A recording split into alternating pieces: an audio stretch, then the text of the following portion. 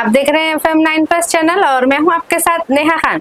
देखिए, हम सभी को पता है कि विधानसभा इलेक्शन की घंटी जो बज चुकी है, सभी उम्मीदवार मैदान में उतर चुके हैं।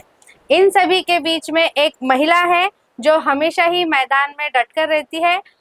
नितिन राणे की जो बात हम करें तो नितिन राणे की जो इन्होंने ऑनलाइन जो बात करके इन्होंने जो चिंधिया उड़ाई थी, मैं बात कर रही हूँ औरंगाबाद की शेरनी शकीला पठान, जो हमेशा ही मैदान में उतरी होती है। हर बात को टक्कर देने के लिए ये हमेशा ही खड़ी होती है।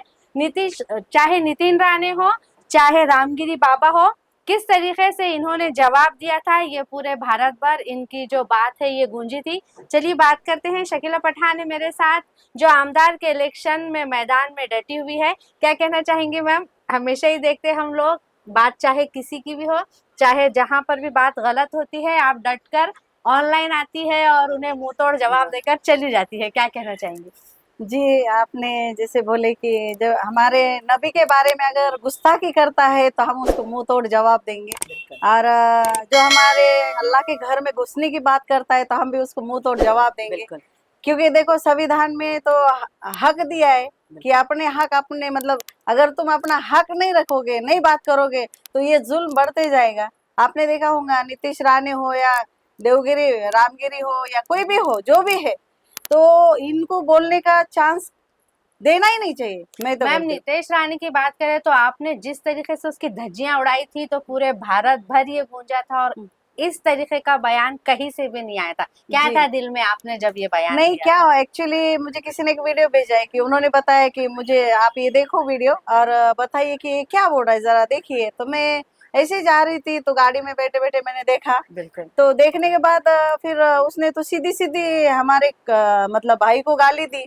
तो फिर मुझे थोड़ा सा बैड फील हुआ कि भाई इसकी इतनी मजाल कि ये गाली देता है और बोलता है कि मैं हिंदी में बोलता हूँ, तुमको अगर मराठी नहीं आती तो मैं हिंदी में बोलता हूँ। तो फिर मैंने भी बोला कि तुझे मराठी, हम हिंदी में नहीं, तुझे मराठी में मैं बोलना चाहती हूँ, और मैंने मराठी में ही बोला है उसको। बिल्कुल। क्या कहना चाहेंगे मैम, विधानसभा इलेक्शन के मैदान में जो आप कई सारे जेंट्स है उसमें आप एक अकेली, जैसे कि मैंने अभी बताया औरंगाबाद की शेरनी कहा जा रहा है आपको, आप जी। अकेली मैदान में डटी हुई है। क्या ख्याल लेकर उतरी आप आमदार इलेक्शन देखो, में? कुछ मतलब मैं 20 साल से सोशल एक्टिविटी में हूँ, समाज सेवा में हूँ। कुछ ऐसी चीजें देखी मैंने, ऐसी समस्या देखी हूँ कि जो हल करना जरूरी है। बिल्कुल। जीना जैसा, देखो हर चीज में है ना कुछ मतलब तकलीफ होती है, समस्या रहती है या कुछ बात रहती है।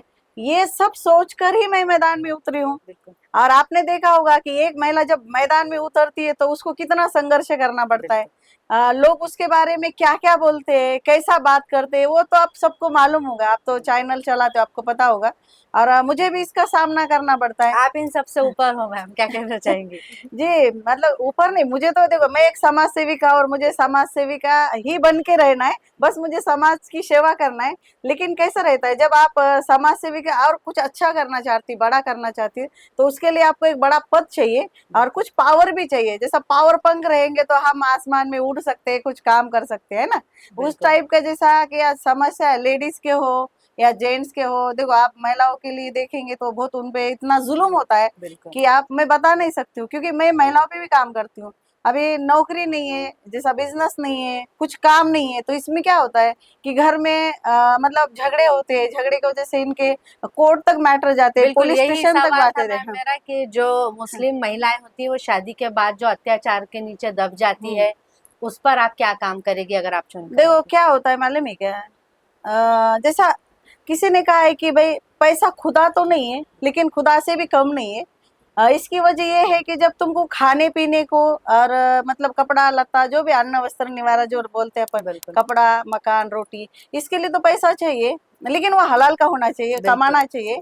तो मैं चाहती हूँ कि ये घर में अगर किसी को नौकरी है या छोटा मोटा बिजनेस है, कोई लेडीज को भी मतलब वो जॉब करती है या तो छोटा मोटा बिजनेस करती है, तो इनकी जिंदगी सुकून से गुजर जाती है। लेकिन देखो आप देखेंगे कि शादीशुदा है, उनके दो सिक्के के दो पहलू होते हैं। कि एक पहलू क्या होता है कि भाई मुझे मतलब रहना नहीं है, कुछ बोलते कि भाई उसको टॉर्चर करते, उसको रखना ही नहीं चाहते, वो बोलती मुझे रहना नहीं है और ये रखना नहीं चाहते। इसमें क्या होता है कि झगड़े में ये लोग क्या करते हैं, अपनी फैमिली को वो निकल के जाते हैं, फिर ये ना फिर कोई पुलिस स्टेशन का केस होता है, बिल्कुल फिर कोर्ट में जाते हैं। मैं चाहती हूँ कि अगर देखो खाली दिमाग शैतान का घर रहता है, तो मैं चाहती हूँ कि इन महिलाओं के लिए मैं कुछ बिजनेस लाऊं, इन जैसा जो भी लेडीज जेंट्स है उनके लिए मैं कुछ नौकरी का बंदोबस्त करूँ या बिजनेस का।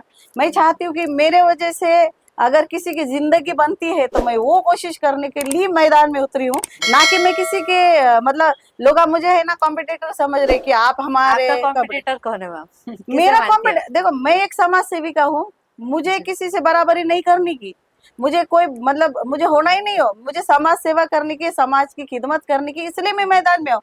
लोगों की गलत फहमी है कि भाई ये इनके खिलाफ है, वो उनके खिलाफ है, मैं किसी के खिलाफ नहीं हूँ, जी मैं किसी के खिलाफ नहीं हूँ। मैं चैनल के सामने बोलना चाहती हूँ, मैं एक समाज सेविका हूँ और मुझे समाज के लिए कुछ करना है, इसलिए मैं मैदान में उतरी हूँ। आपकी जो गलत फहमी है, जो लोग मुझे टॉर्चर कर रहे हैं फेसबुक पे, मैसेंजर पे, फोन पे, प्लीज आप समझने की कोशिश करो, क्योंकि इसके पीछे आपने देखा होगा। मैं अभी आपको एक फोटो बताती हूँ, स्लम एरिया में तो इनको कोई जानता ही नहीं है और ये खुद को आमदार समझते हैं कि ये समझते हैं कि मैं पूर्व का आमदार हूँ। आपने देखा होगा, देखिए आप मुझे बताइए, स्लम एरिया में कभी इनको देखा है क्या? ये कभी आए हैं क्या? ये हमारे आमदार है और इन्होंने कौन सा आप सोचिए कि जब ये इनको किसी ने देखा ही नहीं तो विकास की क्या बात करेंगे, समस्या छुड़ाने की क्या बात करेंगे? जब तुम्हारा आमदार तुम्हारे गली में नहीं, तुमको पहचानता नहीं या तुम उनको पहचानते नहीं, तो समाज की समस्या छोड़ेगा कौन? उसका मतलब तुम बताओ कि आज पानी नहीं है, रोड नहीं है, रास्ते नहीं है, बिजनेस नहीं, कुछ भी नहीं। जब आमदार का एक कर्तव्य होता है कि समाज के प्रति उसका कि उन्हें काम करना चाहिए। बिल्कुल जो आमदार आता है ना, अपने जो जनता रहती है ना, उनको बच्चों के जैसे संभालना चाहिए, उनकी बिल्कुल हर समस्या उनको पूछना चाहिए जाके। जब तुम आमदार बनने के टाइम को डोर टू डोर जाते हो, उनके घर पे जाते हो, जब तुमको उसका नाम सब याद रहता है, लेकिन जब किसी मसले के ऊपर अगर किसी का जनता में से कॉल आता है तो वो बोलते कौन, ये क्या मसला है? बिल्कुल बहुत बढ़िया। अगर तुम कौन बोलने के बाद तो बात ही खत्म ना। तो बिल्कुल मैं इसलिए मैदान में उतरी हूँ और मुझे प्रतिभा देना ये चाहेंगे करना है मैम कि किसी को? मेरा दरवाजा 24 घंटे आपके लिए खुला रहेगा। जो भी समस्या है, पहले शकीला पठान जैसी थी वैसी रहेंगी और इसके बाद भी रहेंगे, चाहे आमदार बनो, खासदार बनो या मंत्री बनो, बस मुझे समाज के लिए काम करना है, इसलिए मैं यहाँ आई हूँ।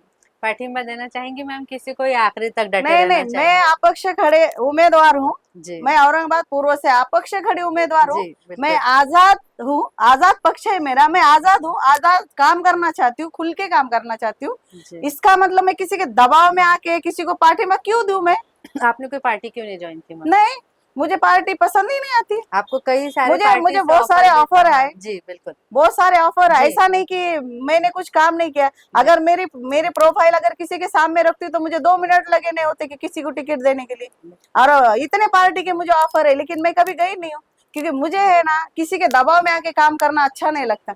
मुझे जो चाहे छोटा बड़ा जो भी काम करती हूँ, मैं मेरे खुद दिल से करती हूँ और अच्छे तरीके से करती हूँ और मन से करती हूँ। किसी के दबाव में आकर या किसी को वो मतलब बड़ा है छोटा है मुझे नहीं मालूम। मैं इस गरीब हर एक घर में जा चुकी हूँ, उनकी हालत देख चुकी हूँ, इसलिए मैं जी मैदान में उतरी हूँ। मैं किसी के खिलाफ नहीं हूँ, गलत फहमी निकाल दो आप अपने दिल से। मैम वोट देने वाले सभी समझदार हो चुके हैं, क्या मैसेज देना चाहेंगे? बस मैं जनता को यही कहना चाहती हूँ कि किसी की गलत फहमी में मत आइए। आपको कोई भड़का रहा होगा, आपको कोई बोल रहा होगा कि ऐसा बोल वैसा बोलो, ये करो वो करो, जब बुरा वक्त आता है ना तो एक समाज सेविका ही खड़े रहती है आपके सामने। और जब भी आप कौन सा भी देखे होंगे, बाईजीपुरे का मैटर हो, पड़ेगांव का मैटर हो, पानी का मसला हो या तो किसी छेड़छाड़ी का मसला हो, पुलिस स्टेशन का, हॉस्पिटल का, जब भी अगर किसी ने झूठ भी बोला तो पठान वहां सच बोल के उसको ऐसे मुझे समझ में आता है कि सच बोल रहा है, इसलिए मैं वहां जाके खड़े होती।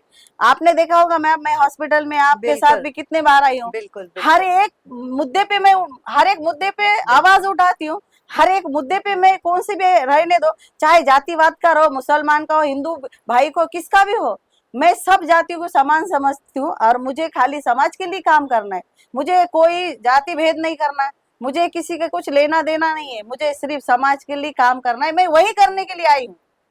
दीपावली के ओर से मैम सभी को एक मैसेज। सर्वांना दीपावलीच्या हार्दिक हार्दिक शुभेच्छा।